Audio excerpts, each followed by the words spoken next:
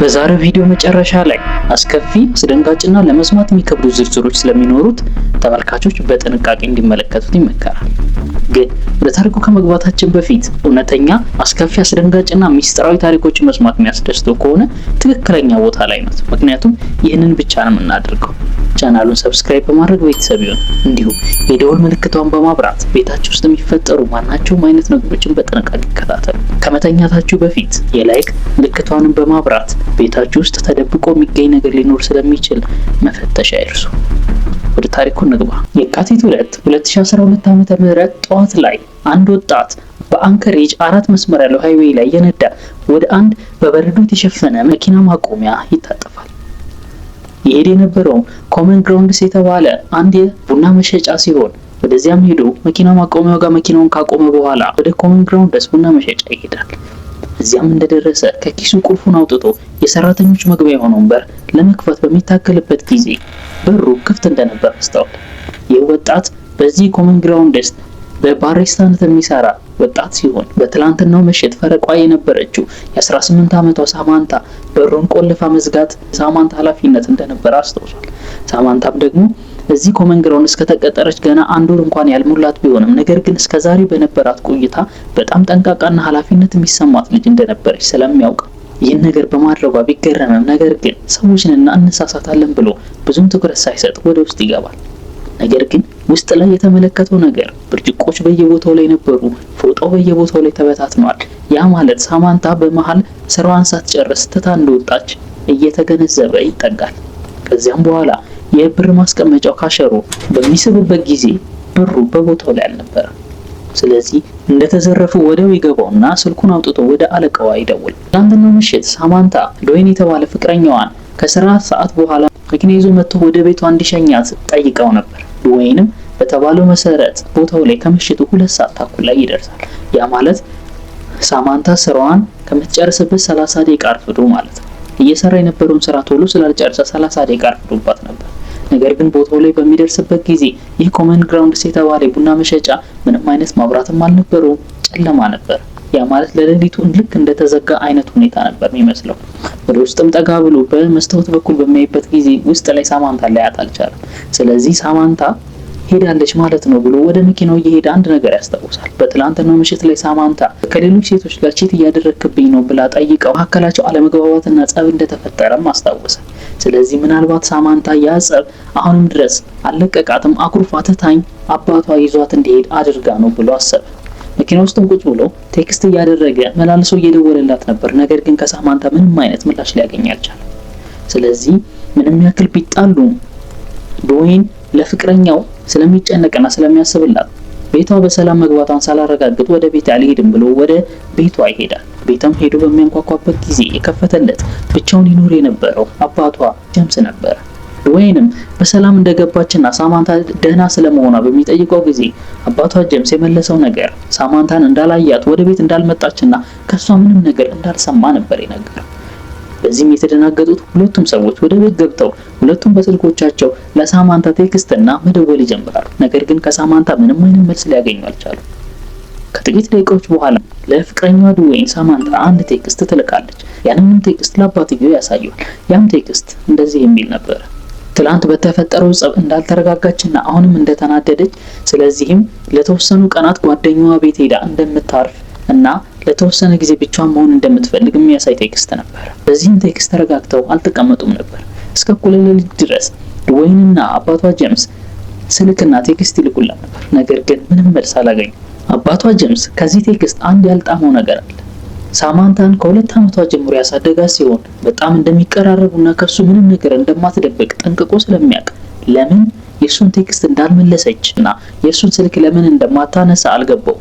ይህ ደግሞ የሳማንታ ጸባይ አልነበረም። ለአባቷ የነበራትን አክብሮትና ፍቅር ስለሚያውቅ ይህን እንደማታደርግ እርግጠኛ ነበር።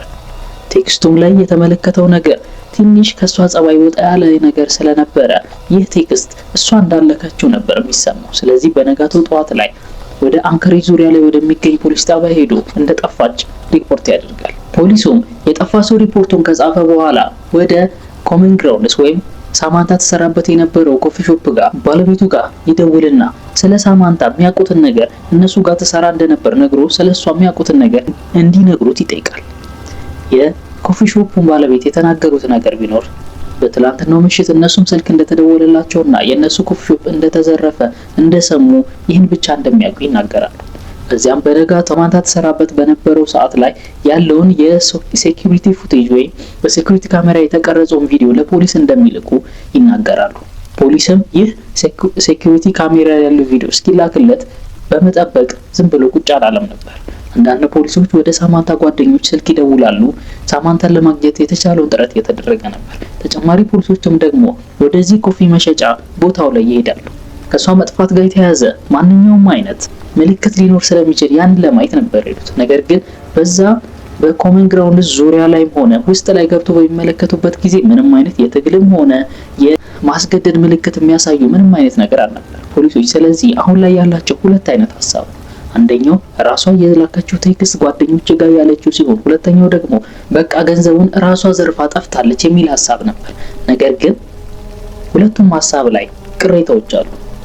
የመጀመሪያው ራሷ የላከችው ቴክስት ጓደኞቼ ጋር ቆያሉ ያለች ሲሆን፣ ነገር ግን ታዲያ ለምን ጓደኞቿ ሁሉ እሷ የት እንዳለችና ስለሷ ምንም የሰሙት ነገር እንደሌለ ተናገሩ? ሁለተኛው ደግሞ ራሷ ዘርፋ ሄዳለች ከተባለ ሳማንታ መኪና ስለሌላት በእግሯ ከዚህ አካባቢ ትሄዳለች ለማለት ለማሰብ የሚከብድ ነበር። ምክንያቱም አንከሬጅ በእግር ለመሄድ የሚመች ቦታ ካለመሆኑም በተጨማሪ አካባቢው ላይ ከባድ ቅዝቃዜና በረዶ ስለነበረ በእግሯ ከዚህ አካባቢ ልትርቅ እንደማትችል ተረድቷል። በሁለቱም ጥርጣሬ ላይ በመሆን እያሉ በነበረ ሰዓት ላይ ይህ ሴኩሪቲ ካሜራ ፉቴጅ ይላክላቸው። ይህም ሴኩሪቲ ካሜራ ፉቴጅ የካቲት 1 ከምሽቱ 2 ሰዓት ላይ የሚጀምር የካሜራ ቪዲዮ ነበር። ይህም ቪዲዮ ድምጽ የሌለው ሲሆን ቀኑም ደግሞ ሳማንታ ከጠፋችበት ቀን ጋር ተመሳሳይ ነበር። ቪዲዮ ላይ እንደሚያሳየው ሳማንታ ስራዋን በሰላም እየሰራች እንደነበር ያሳያል። ከትንሽ ቆይታ በኋላ ደግሞ አንድ ሰው መጥቶ የሚፈልገው መጠጥ እንድትቀዳለት ይጠይቃታል። እሷም ዞር ብላ መጠጡን ቀርታለት መጠጡን ይዛ መታ በምትሰጠው ጊዜ በጣም ተደናግጣ ወደ ኋላ እንደዘለለች ያሳያል። እዛው ባለችበት ትንሽ ትቆይና ወደፊት ሄዳ መብራቱን አጥፍታ ትንበረከካለች። ከተንበረከከችበት ከአንድ ደቂቃ በኋላ ተመልሳ ትነሳና ካሸሩን በመሳብ ያለውን ብር ሁላ ሰብስባ ውጪ ላለው ሰው ትሰጣለች። ከዚያም መልሳ ለመስኮቱ ጀርባዋን ሰጥታ ትንበረከካለች። ለሁለት ደቂቃዎች ከተንበረከከችም በኋላ አንድ ሰው አንገቱን ወደ ውስጥ ያስገባና ሳማንታን እጆቿን ሲያስር ይታያል። ነገር ግን ማብራቱ ጠፍቶ ስለነበረ ጨለማ ስለነበረ ቪዲዮ ጥራት የሌለውና በጣም ብዥ ያለ ነበር። ስለዚህ ማን እንደሆነ ማወቅ አልቻሉም። ነገር ግን ይህ ሰው ትልቅ ሁዲ ለብሶ ኮፍያ ያደረገ ማክስ ያደረገና ወንድ እንደሆነ ብቻ ግን ማወቅ ችለው ነበር። ይህም ሰው አንገቱን አስገብቶ ሳማንታን ካሰራት በኋላ ተመልሶ ይወጣና ትንሽ ቆይቶ ዘሎ በመስኮት ወደ ውስጥ ይገባል። ከዚያም በኋላ ሽጉጥ አውጥቶ ሳማንታ ጀርባዋ ላይ አድርጎ ይዟት ሲወጣ ያሳያል። ከዛም ወደ አንድ ነጭ ፒክአፕ መኪና ያስገባትና ይሄዳሉ። ስለዚህ ሳማንታን ማን እንደወሰዳት የት እንዳለች አሁን ላይ ማንም የሚያውቅ የለም። ከዚህ የተለየ ምንም አይነት መረጃ አልነበራቸው። ፖሊሶችም ሆነ ኬዙ ከባድ ከመሆኑ የተነሳ የተጠሩት ኤፍቢአይዎችም ቢሆን የሚመረምሩበት ጊዜ የሚያገኙት ምንም አይነት ነገር አልነበረም። ምክንያቱም ምንም አይነት መረጃ አልነበራቸው። በዚህ በምርመራቸው ሰዓት ላይ አባትየው ግን እጆቹን አጣጥፎ ፖሊስ መጠበቅን አልመረጠም። የተለያዩ ፎቶዎችን በማዘጋጀት በከተማው ላይ መለጠፍና እንደጠፋችበት የሚያሳዩ ብዙ ንቅናቄዎች ይጀምራል። ይህም ደግሞ የብዙ ሰዎችን ቀልብ ይስባል፣ የብዙ ሚዲያዎችን ቀልብ ይስባል። ስለዚህ የዚህች ልጅ መጥፋት የአባቷ ጄምስ ጉዳይ ብቻ ሳይሆን እንደ ሀገር እሷን የመፈለግ ዘመቻ ይጀምራል። ፎቶዋ በሚዲያ ላይ ይወጣል። ከዚያም በኋላ ደግሞ ሰዎች በጎፈንድሚ ገንዘብ ያሰባስቡና እሷ ያለችበትን ሰው ለጠቆመ ገንዘብ እንደሚሸልሙ ይናገራሉ። ነገር ግን ለቀናት ስለሷ ምንም የተሰማ ነገር አልነበረም። ቀኖቹ በቆዩ ቁጥር ገንዘቡ እየጨመረ ቢሆንም ነገር ግን ስለሷ ምንም አይነት መረጃ አልነበረም። ግን አንድ ቀን ለፍቅረኛዋ ቦይድ አንድ ቴክስት ይደርሷል። ይህም ቴክስት በአንከሬጅ አካባቢ ላይ ወዳለ አንድ የህዝብ ፓርክ እንዲሄድና እዛ አንድ እውቅ ቦታ ላይ የተቀመጠለት አንድ መልእክት እንዳለ ነበር የሚያሳይ። ይህ ቴክስት እንደደረሰው ለአባቷና ለፖሊስ በመናገር በጣም በፍጥነት ወደ ቦታው ላይ ይደርሳል። አባቷ ጀምስና ፍቅረኛዋ ቦይድ ከፖሊስ 15 ደቂቃ ቀድሞ የደረሱ ሲሆን ፓርክ ውስጥ በመግባት በሚንቀሳቀሱበት ጊዜ ወደ ተባሉ ትክክለኛ ቦታ ላይ ይደርሳል። ይህም ደግሞ የህዝቡ ማስታወቂያ ቦርድ ላይ አንድ ወረቀት ተሰክቶ ያገኛሉ። ይህንን ወረቀት አውጥተው በሚመለከቱበት ጊዜ ሁለት አይነት ነገር ነበሩ። አንደኛው በእጅ የተጻፈ ደብዳቤ ሲሆን ሁለተኛው ደግሞ ፎቶ ነበር። ይህ ፎቶ ብላክ ኤንድ ዋይት ወይም በጥቁርና በነጭ ብቻ እየተነሳ ሲሆን እዛ ፎቶ ላይ ሳማንታ ቆማ ነበር። በደንብ በሚመለከቱበትም ጊዜ ከጎኗ አንድ ሰው ጋዜጣ ይዞ ነበር። ይህም ደግሞ በየካቲት 13 ቀን የወጣ ጋዜጣ ሲሆን ሳማንታ የት እንዳለች ለጠቆመ ሰው የገንዘብ ሽልማት የሚያሳይ ነበር። ፎቶውን በደንብ በሚመለከቱበት ጊዜ ሳማንታ በትክክል ካሜራው ላይ ሳይሆን ስትመለከት የነበረው ከካሜራው ጀርባ አሳልፋ የሆነ ነገር ላይ እያየች እንደሆነ ነበር የሚያሳየው። ይህንንም መልእክት ያስቀመጠው ሰው ሳማንታ ምንም ያክል ቀኑ አልፎ ቢሆንም እስከ የካቲት 13 ቀን እንኳን በህይወት እንዳለች የሚያሳይ ምልክት እንደሆነ ነበር። ከዚያም በኋላ ደብዳቤውን በሚያነቡበት ጊዜ የሳማንታን አባት $30,000 ወደ ሳማንታ አካውንት እንዲያስገባ ነበር የሚጠይቀው። ከዚያም ካስገባ ከ6 ወር በኋላ እንደምትለቀቅ ያሳይ ነበር ደብዳቤው። የሳማንታ አባትም ከፖሊሶች ጋር በመነጋገር ብሩን ወደ ሳማንታ አካውንት ያስገባል። ፖሊሶቹ ይህንን ያደረጉበትን ምክንያት ልክ ከሳማንታ አካውንት ብር በወጣበት ቅጽበት ወዲያው መልእክት እንደሚደርሳቸውና ብሩን ልክ በኤቲኤም ሲወጣ ተሯርጦ እንደሚይዙት አስበው ነበር። ከዚያም ብዙም ሳይቆይ በተለያዩ 3 ቦታዎች ላይ በኤቲኤም ገንዘብ ሲወጣ ምልክት ይደርሳቸዋል። ተሯርጠው ልክ 3ቱም ጋር ቦታዎቹ ላይ በሚደርሱበት ጊዜ ነገር ግን ይህ ሰው ከሄደ በኋላ ነበር የሚደርሱት። የኤቲኤሙን ካሜራ በሚመለከቱበት ጊዜ የሚያዩት ሰው ወንድ ጭንብል ያደረገ ኮፍያ ያደረገና ትልቅ ጥቁር የፀሐይ መነጽር ያደረገም ሰው ነበር። ግን ይህንን ሰው ለመያዝ ከዚህ የተለየ ምንም አይነት መረጃ አልነበራቸው። አሁንም ተጨማሪ 3 ቦታዎች ላይ ገንዘብ ይወጣል። ቦታዎቹም በአሪዞና፣ በኒው ሜክሲኮ እና በቴክሳስ ቦታዎች ላይ ነበር የወጣው። ከዚያም ፖሊሶቹ ልክ እንደ መጀመሪያው ተሯርጠው በደረሱ ጊዜ ይህ ሰው ከቦታው ላይ ከሄደ በኋላ ነበር የሚደርሱት። አሁንም የሴኩሪቲ ካሜራዎችን ፎቶ በሚመለከቱበት ጊዜ ተመሳሳይ ሰው ነበር። ነገር ግን በአሁኑ በቴክሳሱ ኤቲኤም ላይ ተጨማሪ ምስሎችን አግኝተው ነበር። ያም ደግሞ ይህ ሰው ገንዘቡን ካወጣ በኋላ ወደ አንድ ነጭ አነስ ያለች የቤት መኪና ሲገባ ይመለከቱታል። ከዚያም አሁን ያላቸው መረጃ ይህች መኪና ናት። ስለዚህ በመላው አሪዞና አካባቢና ቴክሳስ ላይ ይህችን መኪና ለፖሊሶች እንዲከታተሉ ምልክት ይሰጣቸዋል። ብዙም ሳይቆይ ይህች መኪና በቴክሳስ አንድ ሆቴል በር ላይ ቆማ አንድ ፖሊስ ይመለከታታል። ይህም ፖሊስ ርቀቱን ጠብቆ ይቆምና የዚህ መኪና ባለቤት መጥቶ መኪና ውስጥ እስኪገባ ከርቀት ይጠባበቃል። ብዙም ሳይቆይ ከሆቴል ውስጥ የዚህ መኪና ባለቤት ይመጣል። በሚመለከተውም ጊዜ 30ዎቹ እድሜ ላይ የሚገኝ አንድ ጎልማሳ ነበር። ይመጣና መኪናውን ከፍቶ ይገባል፣ ይነዷል። ፖሊሱም ርቀቱን ጠብቆ ይከታተላል። ይህንን ሰው በምን አይነት መልኩ ማስቆም እንዳለበት እያሰበ እየተከታተለው ነበር። ከዚያም የፍጥነት ገደብ መለኪያውን አውጥቶ በሚመለከትበት ጊዜ ይህ ሰው 2 ማይል በሰዓት እየነዳ እንደሆነ ይመለከታል። ያ ማለት ከፍጥነት ገደብ ወሰን በላይ እየነዳ ነበር። ስለዚህ ያስቆመውና ከፍጥነት ገደብ በላይ እየነዳ እንደሆነ ነግሮት መንጃ ፈቃዱን እንዲሰጠው ይጠይቀዋል። ይህም ሰው በጣም የተረጋጋ ሰው ነበረ። መንጃ ፈቃዱን አውጥቶ ይሰጠዋል። ይህ ሰው እስራኤል ኬስ የተባለ የ34 ዓመት ሰው ሲሆን የሚኖረው በአንከሬጅ አካባቢ እንደሆነ ተረዳ። ፖሊሱ ራሱ እንደሆነ ስለተረዳ ተጨማሪ ፖሊሶችን ወይም ባካፕ ይጠራል። ፖሊሶችን ብዙም አልቆዩም፣ ወዲያው ይደርሳሉ። ይህን ሰው ከመኪናው ያስወርዱትና በመያዝ ቀጥታ መኪናው ላይ ፍተሻ ይደረጋል። ያገኙትም ነገሮች ማስክ አግኝቶ ነበረ፣ መነጽር አግኝቶ ነበረ፣ የተለያዩ ኤቲኤሞችን አግኝቶ ነበረ፣ ሽጉጥም አግኝተዋል። እዚያም ደግሞ በተጨማሪ የሳማንታን ኤቲኤም እና የሳማንታን ስልክም አግኝተውበት ነበር። ስለዚህ ቀጥታ ወደ ፖሊስ ጣቢያ ይወሰዳል። ከዚያም ፖሊስ ጣቢያ ላይ ስለ ሳማንታ የሚያውቀው ነገር እንዲነግራቸው በሚጠይቁት ጊዜ ለመካድ ይሞክራል። ነገር ግን ያላቸው መረጃ በዝርዝር እና በግልጽ በሚነግሩት ጊዜ በቃ እሺ አዎ ሳማንታ የት እንዳለች አውቃለሁ ብሎ ይናገራል። ነገር ግን ስለሷ ዝርዝር ያደረኩትን ነገር ከመናገር በፊት 3 ነገር ፈልጋለሁ ይላቸዋል። ያም ደግሞ ሲጋራ፣ የለውዝ ቅቤና አሜሪካኖ ኮፊ ወይም አሜሪካኖ የተባለ ቡና ነበር። እነዚህ 3 ነገሮች ካመጣችሁልኝ እነግራችኋለሁ ይላል። ፖሊሶቹም ያመጡለታል። ያደረገውን ነገር በዝርዝር መናገር ይጀምራል። የተናገረው ነገር አስከፊና ዘግናኝ ከመሆኑ የተነሳ ፖሊስ እንኳን ሙሉ የተናገረውን ነገር ይፋ አላወጣው። አሁንም እኔ እንኳን ማቀርብላችሁ ፖሊስ ካወጣው የተቀነጨበ ዝርዝር ነው። የተናገረው እንዲህ ነበር። ኬዝ የካቲት 1 ምሽት ላይ መኪናውን እየነዳ ወደዚህ ኮመን ግራውንድስ ወደ ተባለ ቡና መሸጫ ይሄዳል። እየነዳም ሲያስብ የነበረው እዚህ ቦታ ላይ ይሸጥ የነበረው ተረኛ ታዳጊ እንደሚሆን እየተመኘ ነበር ሄዶ። ልክ እንደተመኘውም ደግሞ ቦታው ላይ የነበረችው የ18 ዓመቷ ሳማንታ ታዳጊ ልጅ ነበረች። ነገር ግን ልክ በተመለከታት ሰዓት ላይ የመጣው አመጣጡ ለዘረፋ ቢሆንም ልክ በተመለከታት ሰዓት ላይ ገንዘብ ብቻ ሳይሆን የሚዘርፈው እሷንም ይዟት እንደሚሄድ ይወሰናል። ከዚያም አሜሪካኑ የተባለውን ኮፊ እንድትቀዳለት ያዛታል። ዞራ ቀርታ በምትመለስበትም ጊዜ በድብቅ ሽጉጡን እያሳያት ነበር። በዚህ ጊዜ ነው ሳማንታ ደንግጣ ወደ ኋላ ይሄዳ የነበረው። ከዚያም በኋላ መብራቱ እንድታጠፋው ገንዘቡን እንድትሰጠውና እንድትንበረከክ ያዛታል። በመስኮት በኩል እንደገባና ውስጥ ከገባም በኋላ ደግሞ አፏ ውስጥ ጨርቅ እንደጠቀጠቀና ድምጽ እንዳታሰማ፣ ድምጽ የምታሰማ ከሆነ እንደሚገላት ይነግራታል። ኬይስ ተጨማሪ የተናገረው ነገር በጣም እንደፈራችና በመንቀጥቀጥ ውስጥ እንደነበረች ነው። ከዚያም በኋላ አንስቶ ወደ መኪናው ይወስዳታል። መኪና ውስጥ ካስገባት በኋላ ጨርቁን ካፏ ላይ አውጥቶላት ምንም አይነት ድምጽ እንዳታሰማና ድምጽ የምታሰማ ከሆነ እንደሚገላት በድጋሚ አስጠንቅቆ ይነግራታል። ከዚያም በኋላ በህይወት እንደሚወስዳትና እንደ ሆስቴጅ አድርጎ እንደሚያቆያት ነበር የነገራት።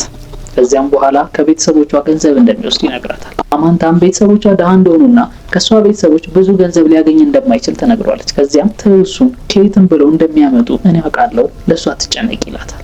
ለሰዓታት እዛው አንከሬጅ አካባቢ ላይ እየተሽከረከሩ እየነዱ ይቆያሉ። ሁለቴም አቁሞ ነበር። አንዴ ሳማንታ ራሷ እንድታዝናና ወይም ሽንቷን እንድትሸና ሲሆን፣ ሁለተኛው ደግሞ ራሱ ኬይስ ማጨስ ፈልጎ እንደነበረ ተነግሯል። ከዚያም በኋላ ከሌሊቱ 6 ሰዓት ሲሆን ወደ አንከሬጅ ወደሚገኘው ወደ ኬይስ መኖሪያ ቦታ ይሄዳል። ወደ ውስጥ ይገቡና ካለችበት ጋቢና ወደ ኋላ ገብታ እንድትተኛና አለያ ላይ ልብስ ካደረገባት በኋላ ድምጽ ካሰማችና ልታመልጥ ከሞከረች ቀጥታ እንደሚገላት ነግሯት ወደ ቤት ውስጥ ይገባል። ውስጥም ገብቶ የኬይስ ሚስትና የ10 ዓመት ልጁ እንደተኙ ካረጋገጠ በኋላ ተመልሶ ይመጣል። ከመኪናው አውጥቶ ወደ መኪና ማቆሚያ ጋራጅ ወስዳትና እጇንና አንገቷን ወጥሮ ያስራል። እዚህ ጋር ያልነገርኳችሁ ነገር መኪና ውስጥ እያሉ ስልኳን አውጥቶ ለቤተሰቦቿ ቴክስት ልኮ ነበር። ከራትም በኋላ ድጋሚ ወደ ቤቱ ይመለሳል። የተመለሰውም አሁንም ቢሆን ሚስቱና የ10 ዓመት ልጁ መተኛታቸውን ለማረጋገጥ ነበር። ከዚያም ተመልሶ ወደ ሳማንታ ይመጣል። በሚመጣበት ጊዜ ሳማንታ አንድ ጥያቄ ጠይቋለች። ቤተሰቦቼን አገኛቸው ወይ? ገንዘቡን ሊሰጡህ ነው ወይ ትለዋለች። እሱም አዎ በቃ ገንዘብ ሊያስገቡልኝ ነው፣ ተስማምተናል፣ ስለዚህ አሁን እንሄዳለን፣ አትጨነቂ ብሎ ይፈታታል። ነገር ግን የፈታት በተፈታይ ሰዓት ለማምለጥ ትሞክራለች ወይስ በሰላም ትቀመጣለች የሚለውን ለማየት ነው እንጂ በእርግጥ እሷን የመልቀቅ ሀሳብ አልነበረው። ትንሽ ካያት በኋላ ድጋሚ በኃይልና በጣም በከፍተኛ ጫና መሬት ላይ አጋድሞ ያስራታል። ተመልሶ አሁን ሚስቱና የ10 ዓመት ልጁ መተኛታቸውን ካረጋገጠ በኋላ ተመልሶ ይመጣል።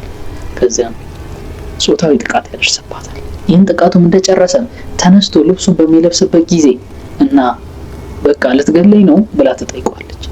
ኬይስም ምንም አማራጭ የለኝም ልገልሽ ነው ይላታል። እዚህ ጋር ኬይስ ተጨማሪ የተናገረው ነገር ቢሆን ሳማንታ ቀላል ልጅ እንዳልሆነችና ምን ያክል ስማርት እንደነበረች በንግግሯ ተረድቻለሁ ይላል። ልብሱን እየለበሰ በነበረበት ጊዜ እንዳይገላት ልታናግረውና መፍትሄዎችን አብራ ልትፈልግ ስትሞክር እንደነበር ይናገራል። ነገር ግን ካወራት በኋላ ስላወራችው ነገር ግድ ሳይሰጠው ቢላዋ ያወጣና ጀርባዋን መንቀሳቀስ እስክታቆም ድረስ ለተደጋጋሚ ጊዜ ይወጋታል። ከዚያም መንቀሳቀስ ስታቆም ያቆምና ይነሳል። ከዚያም መሞቷን ካረጋገጠ በኋላ በፕላስቲክ ቦርሳ ውስጥ ያስገባትና እዛው ክፍል ውስጥ ጥግ ላይ ያስቀምጣታል።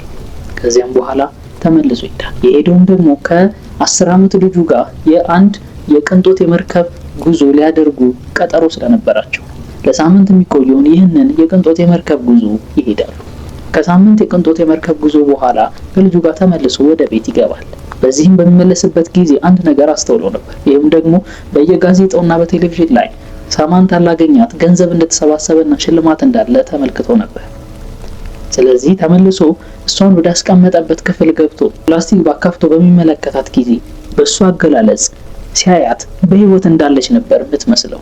ከዚያም በኋላ አንስቷት አስሯት ካቆማት በኋላ አይኖቿንም ደግሞ እንድትገልጥ በሆነ ነገር ቀና አድርጎ እንድትገልጥ አድርጎ ያያይዛል። ከዚያም በኋላ ሄዶ ፎቶውን ያነሳታል።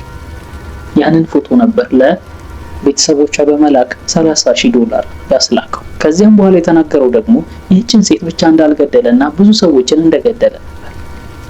ያም አንድ ባልዲ ያለው ሲሆን እዛ ባልዲ ውስጥ ደግሞ የሚያስቀምጣቸው ነገሮች ሰዎችን ለመግደል የሚሆኑትን መሳሪያዎች ነበር የሚያስገባው። ይህ ሰው በተለያዩ አካባቢዎች ላይ የሚዞር ሲሆን ልክ የመግደል ፍላጎቱ በሚመጣበት ጊዜ ፊት ለፊት ያየውን ማንኛውንም አይነት ሰው ሄዶ እንደሚገል ነበር የተናገረው። የዚህ ሰውዬ ታርጌቶች ወጣት፣ ልጅ፣ ሽማግሌ፣ ሴት፣ ወንድ፣ በቡድን ያለ ሰው፣ ብቻውን ያለ ሰው ምንም አይመርጥም ነበር። ልክ መግደል በሚፈልግበት ሰዓት ላይ ያየውን ሰው ቀጥታ ሄዶ ይገል ነበር። እስር ቤት ገብቶ ራሱን በማጥፋቱ ምክንያት ምን ያክል ሰው እንደገደለ እንኳን አይታወቅም። ነገር ግን ፖሊሶች መጨረሻ ላይ የደመደሙት ነገር ቢያንስ 11 ሰው እንደገደለ ነበር። ይህም ደግሞ የተባለው እስር ቤት ውስጥ በነበረ ሰዓት እዛው እስር ቤት ውስጥ የሳላቸው 11 የፊት አጽም ምስሎች በመነሳት የዛሬው ታሪካችን ይህን ይመስል ነበር። እንደዚህ አይነት እውነተኛ ታሪኮችን መስማት የምትፈልጉ ከሆነ ቻናሉን ሰብስክራይብ በማድረግ ቤተሰብ ይሁኑ። እንዲሁም ቪዲዮውን ላይክ ያድርጉት። በሌላ አስገራሚ ታሪክ እስክንገናኝ ቻው ቻው።